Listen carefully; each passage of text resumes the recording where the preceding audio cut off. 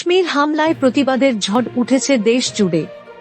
পহেলগাঁওয়ে জঙ্গি হামলায় নিহত হয়েছেন নিরীহ পর্যটকরা। ২৬ জনের রক্তের প্রতিশোধ নেওয়ার দাবিতে সরব বিভিন্ন মহল।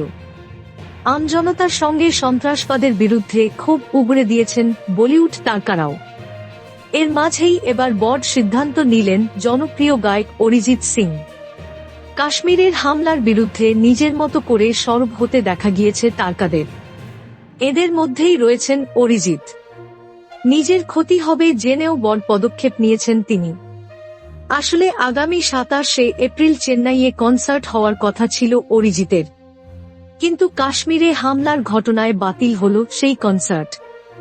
কনসার্টের আয়োজকদের তরফে একটি বিবৃতি জারি করা হয়েছে।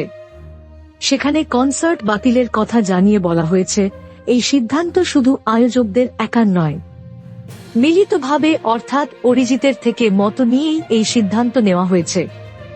যারা টিকিট কেটে ফেলেছেন ইতিমধ্যেই তাদের টিকিটের টাকা ফেরত দেওয়ার কথাও ঘোষণা করা হয়েছে।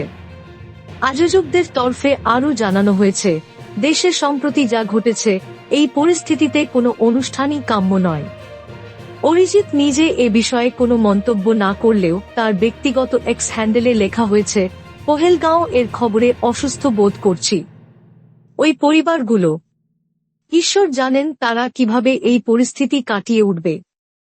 গত মঙ্গলবার দুপুরে জঙ্গিরা নির্বিচারে গুলি করে মারে পর্যটকদের। অভিযোগ উঠেছে, গুলি করার আগে হিন্দু মুসলিম আলাদা করা হয়েছিল। বেছে বেছে হিন্দুদের গুলি করার অভিযোগ উঠেছে। সেনা পুলিশের ঘটনাস্থলে পৌঁছাতে সময় লাগবে, ততক্ষণাৎ অ্যাকশন করা যাবে না, একথা মাথায় রেখেই ওই স্থানে হামলার প্ল্যান করা হয় বলে মনে করছে বিশেষজ্ঞ মহল। পহেলগাঁও হামলার পরেই পাকিস্তানের বিরুদ্ধে ৫টি বড় প্রত্যাঘাত করেছে ভারত। বন্ধ করা হয়েছে ওয়াঘাটারি সীমান্ত, পাকিস্তানিদের ভিসা বাতিল করে দেওয়া হয়েছে এবং বর্তমানে যে পাকিস্তানিরা ভারতে রয়েছেন তাদের ৪৮ ঘণ্টার মধ্যে দেশ ছাড়ার নির্দেশ দেওয়া হয়েছে। পাকিস্তান এবং ভারত দুই দেশের হাই কমিশন থেকে সরিয়ে নেওয়া হচ্ছে সামরিক পরামর্শদাতাদের। পাশাপাশি এতদিনের সিন্ধু জল চুক্তিও বাতিল করা হয়েছে।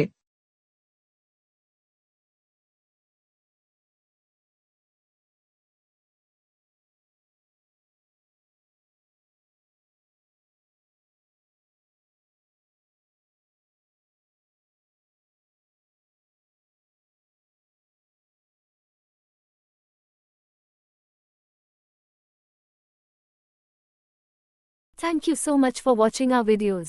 Please do like, share, and subscribe our channel.